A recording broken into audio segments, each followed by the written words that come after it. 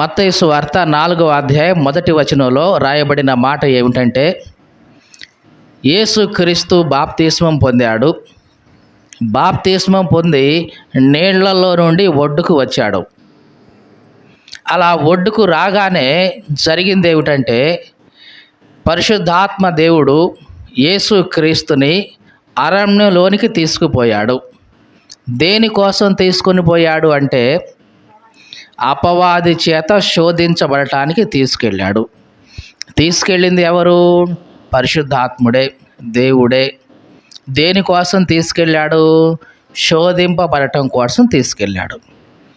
ఇది మనకు చాలా వింతగా అనిపిస్తుంది. అదేంటండి, మేము ఎప్పటిదాకా శోధన అంటే అపవాదే కలుగజేస్తాడు అని మేము విన్నామండి. మరి ఇప్పుడు చూస్తే పరిశుద్ధాత్మ దేవుడే అపవాది చేత శోధించబడడం కోసం యేసుక్రీస్తుని అరణ్యంలోకి తీసుకెళ్తున్నాడు. ఇదేంటండి వింతగా ఉంది అనుకుంటారు. నిజమే, మానవ జీవితంలో శోధనలు 2 రకాలుగా ఉంటాయి. ఒకటి, మనకై మనము తెచ్చిపెట్టుకొని శోధించబడటం. రెండవది, దేవుడే మనలను ప్రవేశపెట్టడం. మీకు అర్థమవుతుందా ఈ మాట? మొదటిది ఏమిటంటే, మనకై మనం తప్పు చేసి శోధనలోకి ప్రవేశిస్తాం. ఉదాహరణకి యేసు ప్రభు ఒక మాట అన్నాడు. ఏమనంటే, మీరు శోధనలో ప్రవేశించకుండానట్లు మెలకువ కలిగి ప్రార్థన చేయండి. కొన్నిసార్లు సరిగ్గా మనం ప్రార్థన చేయకపోవటం వలన, చేయరాని పనులు చేయడం వలన మనకై మనం శోధనలు తెచ్చిపెట్టుకుంటాం. శోధించేవాడు ఎవరు? అపవాదే. అందుట్లో ఎటువంటి సందేహం లేదు.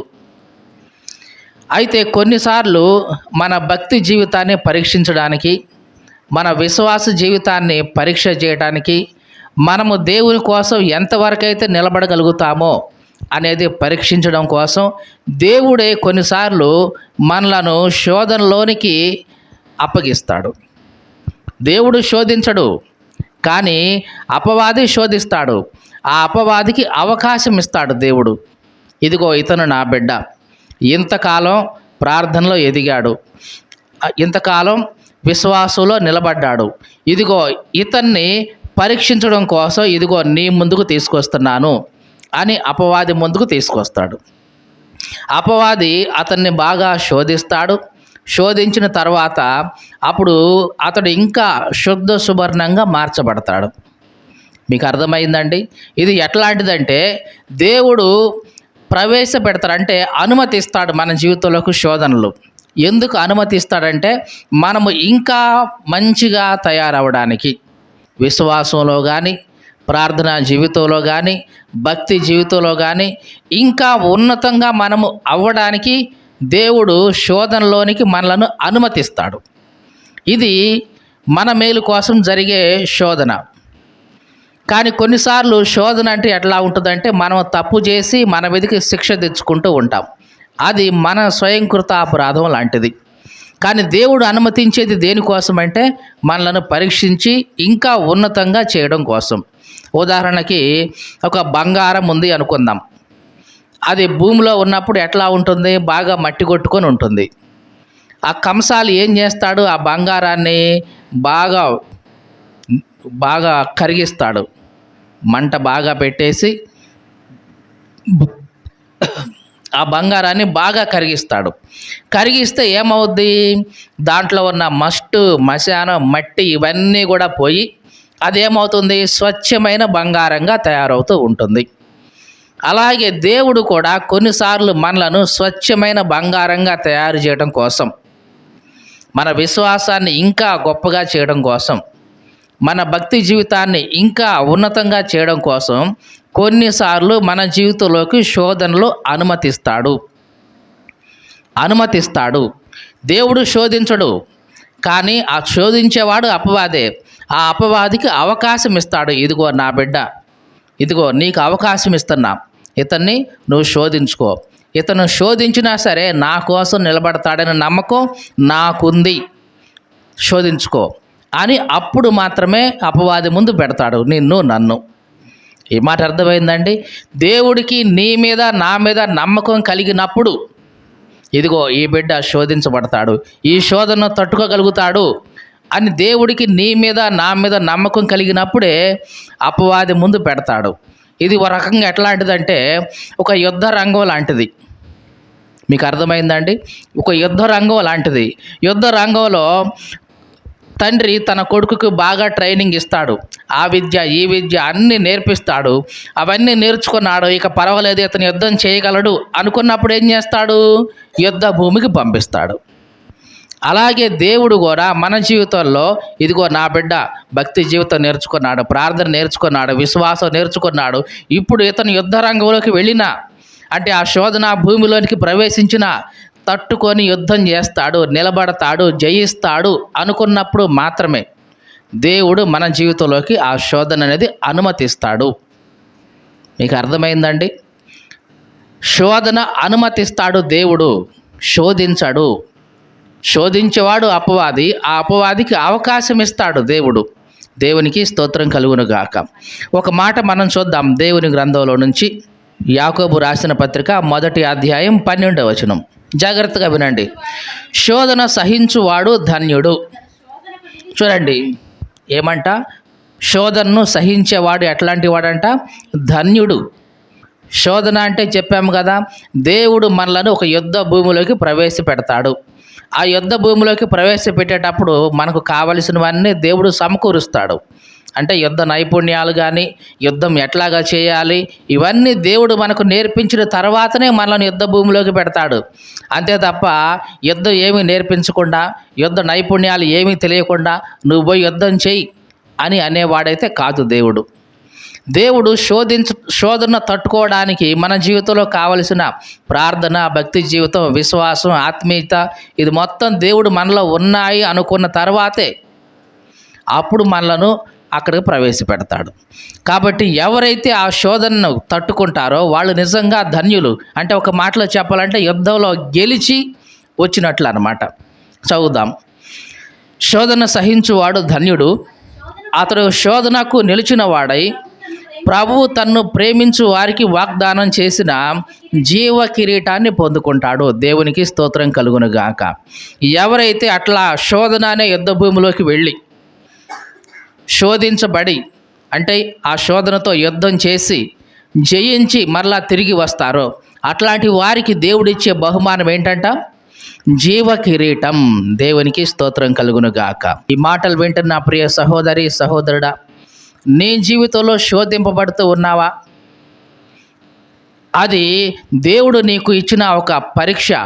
ఇదిగో నీవు దీన్ని తట్టుకోగలుగుతావు, దీన్ని నువ్వు జయించగలుగుతావు అనే నమ్మకంతో దేవుడు నీకు దాన్ని అనుమతించాడు. జాగ్రత్తగా చూడండి. దేవుడు నీవు ఎంతైతే తట్టుకోగలుగుతావో, ఎంతైతే భరించగలుగుతావో అంత మాత్రమే ఇస్తాడు తప్ప అంతకు మించి ఇవ్వడు. ఇది ఎట్లాంటిదంటే ఇప్పుడు 2వ తరగతి వాడికి పరీక్ష పెడుతున్నాం, పరీక్ష పేపర్ ఇస్తున్నాం. వాడి ఎబిలిటీ ఎంత ఉంది, వాడి సామర్థ్యం ఎంత ఉంది, వాడిది రాయగలడా చేయగలడా లేదా అని చూసి పేపర్ ఇస్తారు తప్ప ఆ ఇంటర్మీడియట్ ఇచ్చే వాళ్ళది 10వ తరగతికి ఇచ్చే ప్రశ్నలు అక్కడ ఇస్తారా? ఎవరు? ఇస్తే ఏమవుద్ది? వాడి వల్ల ఏమీ కాదు, చేయలేడు. ఎందుకంటే వాడికి ఆ సామర్థ్యం ఆ జ్ఞానం లేదు కాబట్టి. అంటే దేవుడు కూడా మనలను ఇట్లాగే చేస్తుంటాడు. ఇదిగో ఈ వ్యక్తికి ఇంత శోధన అనుమతిస్తే తట్టుకోగలుగుతుందా లేదా, జయించగలుగుతుందా లేదా, విజయం సాధిస్తుందా లేదా అని దేవుడు చూసిన తర్వాతే రైట్ ఇది నీకు ఇస్తే నువ్వు జయించగలవు, నువ్వు తట్టుకోగలవు అన్నప్పుడు మాత్రమే దేవుడు నీకు దాన్ని అనుమతిస్తాడు. చదువుదాం, తర్వాత మాట చదువుదాం. దేవుడు కీడు విషయమై శోధింపబడనేరడు, ఆయన ఎవరిని శోధింపడు గనుక ఎవడైనా శోధింపబడినప్పుడు నేను దేవుని చేత శోధింపబడుచున్నాను అనకూడదు. జాగ్రత్తగా చూడండి. జనరల్గా సహజంగా మనకి చాలామంది ఏమంటారంటే కష్టాలు వచ్చినప్పుడు, శ్రమలు వచ్చినప్పుడు, ఇబ్బందులు వచ్చినప్పుడు వాళ్ళు అనే మాట ఏంటంటే చూశారండి, ఏంటండి దేవుడు నాకు ఇంత శోధన ఇచ్చిండు. వీళ్ళనే మాట ఏమిటి? దేవుడు ఏంటండి మాకు ఎంత శోధన ఇచ్చిండు అని అంటూ ఉంటారు. కానీ నిజానికి శోధించేవాడు దేవుడా? కాదు. దేవుడు శోధించడు. కాబట్టి ఎవరైనా సరే శోధించబడుతున్నప్పుడు నేను దేవుని చేత శోధించబడుతున్నాను లేదా దేవుడు నన్ను శోధిస్తున్నాడు అనే మాట అనకూడదు. మీకు అర్థమైందండి ఈ మాట?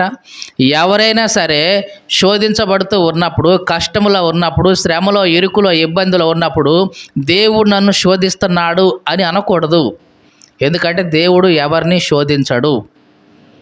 మరి ఎందుకు వస్తున్నాయి నీ జీవితంలో శోధనలు అంటే, నువ్వు తట్టుకోగలవని, నీవు వాటిని జయించాలని, జయించి దాన్ని నువ్వు తిరిగి రావాలని, జీవ కిరీటం పొందుకోవాలని దేవుడు నీకు వాటిని అనుమతిస్తున్నాడు. దేవుడు శోధించడు, కానీ ఆ శోధనలోకి నువ్వు వెళ్ళేలాగా, ఆ శోధన నీ మీదకి వచ్చేలాగా ఆయన అనుమతిస్తున్నాడు, పర్మిషన్ ఇస్తున్నాడు. ఇది నువ్వు అర్థం చేసుకోవాలి. చదువుదాం 14వ వచనం. ప్రతి వాడు తన స్వకీయమైన దురాశ చేత ఈడవబడి మరులు కొల్పబడిన వాడై శోధింపబడును. తర్వాత, దురాశ గర్భము ధరించి పాపమును కనగా పాపము పరిపక్వమై మరణమును కనును. దేవునికి స్తోత్రం కలుగునుగాక. సహజంగా మనకు వచ్చే శోధనలన్నీ కూడా దేని నుంచి వస్తున్నాయి? ఇదిగో మన దురాశ వలనే వస్తున్నాయి. మన దురాశ కాస్త గర్భం ధరిస్తుంది, అది పాపాన్ని కంటుంది, ఆ పాపం ద్వారా మరణం వస్తుంది లోకంలోకి. ఈ రకంగా ప్రతి మనిషి కూడా తన స్వకీయమైన దురాశ చేత మరులు కొల్పబడి, భ్రమింప చేయబడి శోధించబడుతూ ఉన్నాడు. ఇది మానవులందరికీ కలిగే శోధనలు. దేవుడు మాత్రమే ప్రత్యేకంగా అనుమతించే శోధనలు ఉన్నాయి. అవి నీ మేలు కోసం, నిన్ను పరిపూర్ణంగా చేయడం కోసం, నిన్ను స్వచ్ఛమైన సువర్ణంగా చేయడం కోసం దేవుడు అనుమతించేవి. దేవునికి స్తోత్రం కలుగునుగాక. ఇక్కడ మనం చదువుకున్న వాక్య భాగంలో యేసుక్రీస్తుని శోధించడం కోసం దేవుడు అనుమతించాడు. ఇప్పుడు మనం చదువుకున్న వాక్య భాగానికి వద్దాం. మత్తయి సువార్త 4వ అధ్యాయం 1వ వచనం. అప్పుడు యేసు అపవాది చేత శోధించబడటం కోసం ఆత్మ వలన అరణ్యానికి కొనిపోబడ్డాడు. జాగ్రత్తగా చూడండి. యేసుక్రీస్తును కూడా దేవుడు ఏం చేస్తున్నాడు? అపవాది ముందు పెడుతున్నాడు. యేసుక్రీస్తుని ఎవరి ముందు పెడుతున్నాడు? అపవాది ముందు పెడుతున్నాడు. అంటే యేసుక్రీస్తుని ఒక యుద్ధంలోకి దేవుడు ప్రవేశింప చేస్తూ ఉన్నాడు. అది ఎటువంటి యుద్ధం అంటే శోధన అనే యుద్ధం. ఎవరితో ఆ యుద్ధం అంటే అపవాదితో యుద్ధం. ఇప్పుడు అపవాది ఎదురుగా ఉన్నాడు, యేసుక్రీస్తు కూడా శోధన అనే యుద్ధ భూమిలోకి ప్రవేశించాడు. అపవాది హోరాహోరీగా పోరాటం జరిపే సమయం అది. ఈ సమయంలో ఎందుకు ఇట్లాగా చేయాల్సి వచ్చింది దేవుడు? ఎందుకంటే యేసుక్రీస్తు ఈ లోకానికి అంతటికి రక్షణ తీసుకురావడం కోసం వచ్చాడు. అట్లాంటి వ్యక్తి తప్పనిసరిగా అపవాదితో యుద్ధ భూములకు ప్రవేశించాలి, అపవాదితో పోరాడాలి, అపవాదిని జయించాలి. అవునా కాదా? ఈ పోరాటంలోకి ప్రవేశింపజేయడం కోసం, యేసుక్రీస్తుని యుద్ధంలోకి ఎంటర్ చేయడం కోసం దేవుడు 30 సంవత్సరాలుగా యేసుక్రీస్తుకు ట్రైనింగ్ ఇస్తూనే ఉన్నాడు. ఎన్ని సంవత్సరాలు? 30 సంవత్సరాలు. అంటే అప్పటి వరకు ప్రార్థనలో, విశ్వాసంలో, భక్తి జీవితంలో ఒంటరిగా ఉండి ప్రార్థించే విషయంలో, అన్ని విషయాల్లో దేవుడు ఆయన అన్ని విధాలుగా సిద్ధం చేసి, రైట్ ఇప్పుడు ఈ సమయంలో అపవాది ముందు వెళితే హోరాహోరీ పోరాటం జరిగినా సరే, ఇదిగో నా బిడ్డ జయించి వస్తాడు అనే నమ్మకం కలిగినప్పుడు అప్పుడు యేసుక్రీస్తుని అపవాది ముందు దేవుడు పెట్టాడు. బాప్తీసం పొందిన వెంటనే పరిశుద్ధాత్మ దేవుడు ఏం చేశాడు? యేసుక్రీస్తుని అపవాది ముందుకు తీసుకెళ్ళాడు. జాగ్రత్తగా చూడండి. యేసుక్రీస్తుకి బైబిల్లో ఉన్న మరొక పేరు ఏమిటంటే కడపటి ఆదాము. ఎవరంటున్నాం? కడపటి ఆదాము. ఒకసారి చూద్దాం ఆ మాట. 1 కొరింథీ పత్రిక 15వ అధ్యాయం 45వ వచనం. ఇందు విషయమై ఆదాము అనే మొదటి మనుషుడు జీవించు ప్రాణి ఆయను అని రాయబడింది. కడపటి ఆదాము జీవింపచేయు ఆత్మ. చూడండి, ఇక్కడ కడపటి ఆదాము అంటే ఎవరు అనుకుంటున్నారు? యేసుక్రీస్తే. అంటే 2 ఆదాములు ఉన్నారు. మొదటి ఆదాము ఎవరు?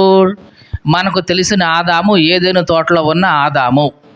కడపటి ఆదాము ఎవరు అంటే యేసుక్రీస్తు. జాగ్రత్తగా చూడండి. అంటే యేసుక్రీస్తుని అప్పటిదాకా అపవాది శోధించలేదా? అపవాది యొక్క మనస్తత్వం ఏమిటి? అందరినీ శోధిస్తాడు, విడవకుండా శోధిస్తాడు. మరి అప్పటిదాకా యేసుక్రీస్తుని ఆ 30 సంవత్సరాలు అపవాది ఏమాత్రం శోధించలేదా? శోధించాడు. కానీ ఆ శోధన ఫేస్ టు ఫేస్ లేదు, డైరెక్ట్గా లేదు, ఇండైరెక్ట్గా శోధిస్తూ వచ్చాడు.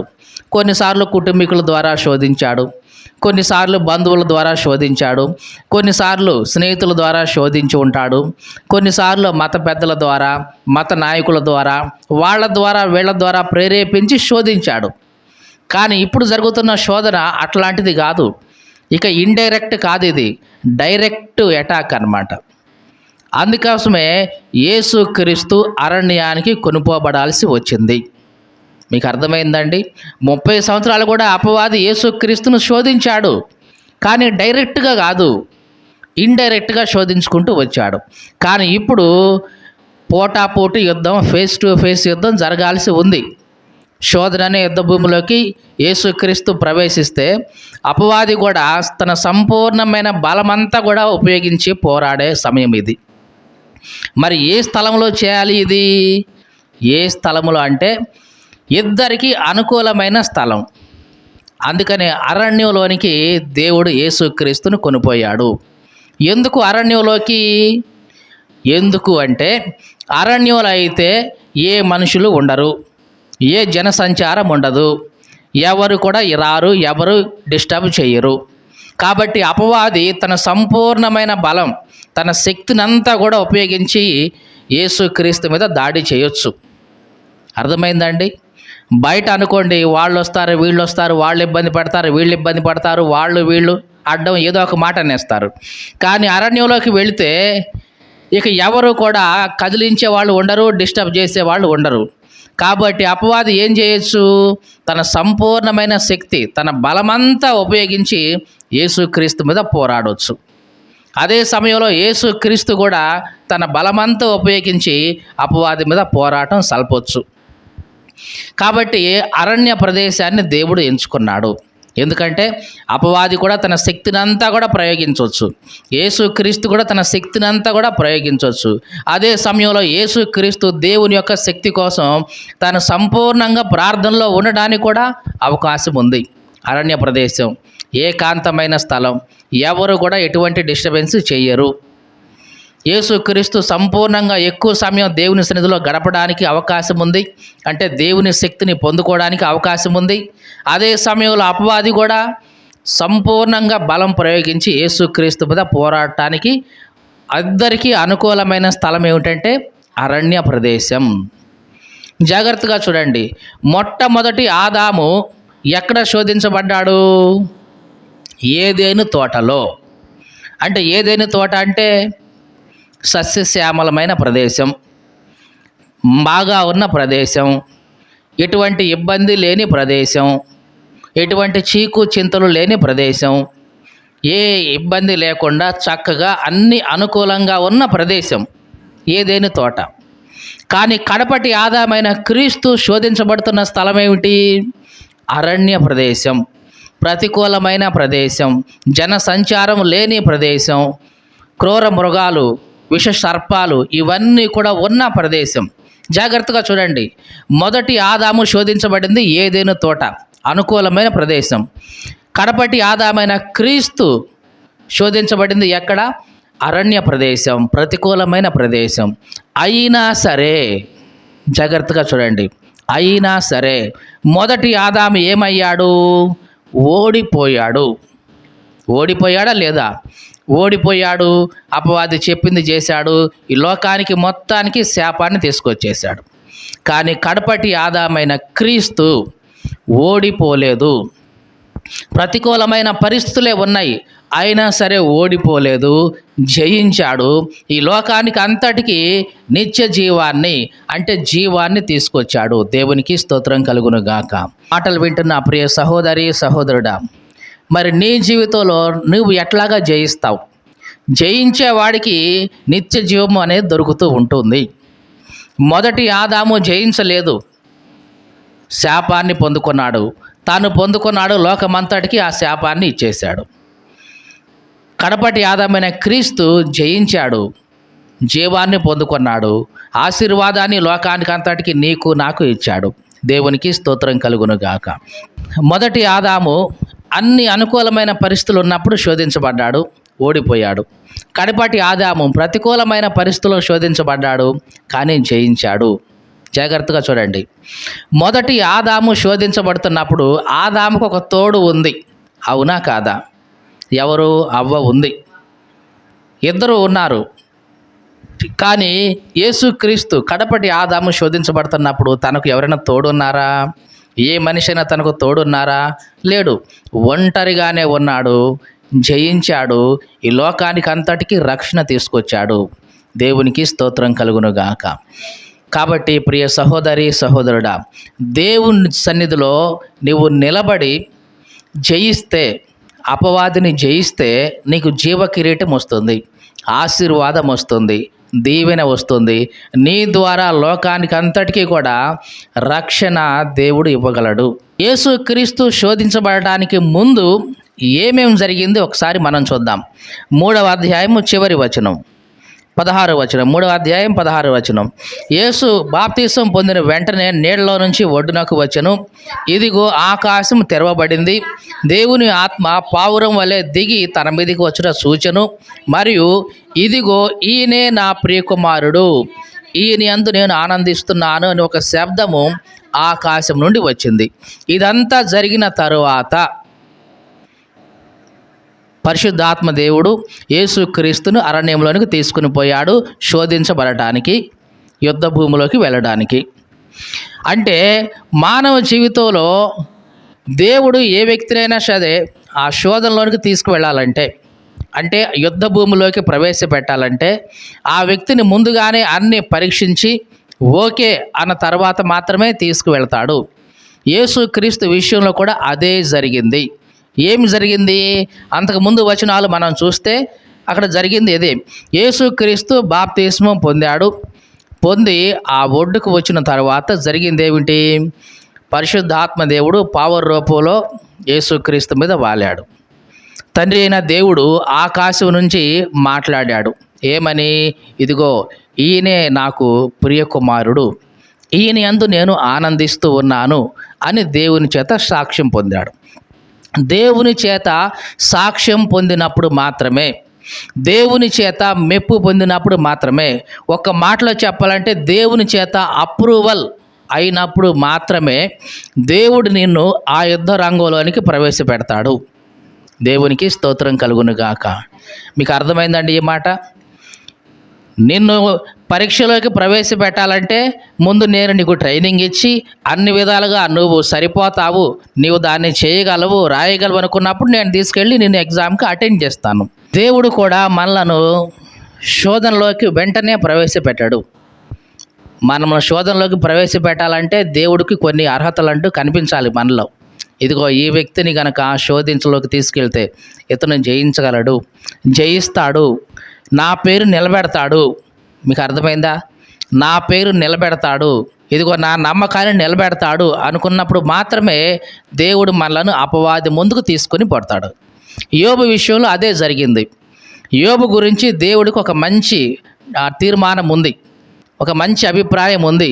ఇదిగో యోబు నా భక్తుడు, యథార్థత కలిగిన వాడు, నమ్మకం కలిగిన వాడు, భయభక్తులు ఉన్నవాడు, చెడుతనాన్ని విసర్జించిన వాడు, ఇతన్ని ఇదిగో అపవాది ముందు తీసుకెళ్ళి పెట్టినా సరే జయిస్తాడు కానీ ఓడిపోడు అనే నమ్మకం యోబు దేవునికి కలిగించాడు. అప్పుడు దేవుడు అపవాదితో అన్నాడు, నీవు నా సేవకుడైన యోబును చూసావా? అతను ఎంత భక్తి కలిగిన వాడో చూసావా? ఎంత యథార్థంగా ఉంటాడో తెలుసా నీకు అని చెప్తే అప్పుడు అపవాది అన్నాడు, ఆహా చూశారులే, యోబు ఊరకనే భక్తిగా ఉన్నాడా ఏంటి? నీవు అతనికి, అతని పిల్లలకి, అతని ఆస్తికి, అతని చుట్టూ కంచె వేశావు కాబట్టే భక్తిగా ఉన్నాడు. ఆ కంచె కనుక తీసివేస్తే అతను భక్తి గిక్తి ఏముండదు, అంతా బోద్ది, కావాలంటే చూడు అన్నాడు. దేవుడు అన్నాడు, రైట్, ఇదిగో నేను నీకు అనుమతిస్తున్నాను, అతనికి వేసిన కంచె నేను తొలగిస్తున్నాను, కాబట్టి ఇదిగో నువ్వు వెళ్ళొచ్చు, అతన్ని శోధించవచ్చు అని ఏం చేశాడు? యోబుని తీసుకెళ్ళి అపవాది ముందు పెట్టాడు. యేసుక్రీస్తును కూడా దేవుడు అట్లాగే అనుమతించాడు. ఈ మాటలు వింటున్న ప్రియ సహోదరి సహోదరుడా, నీ జీవితంలో నా జీవితంలో దేవుడు శోధన ఎప్పుడు అనుమతిస్తాడంటే దేవుని చేత మనం ఆమోద ముద్ర పొందిన తర్వాత.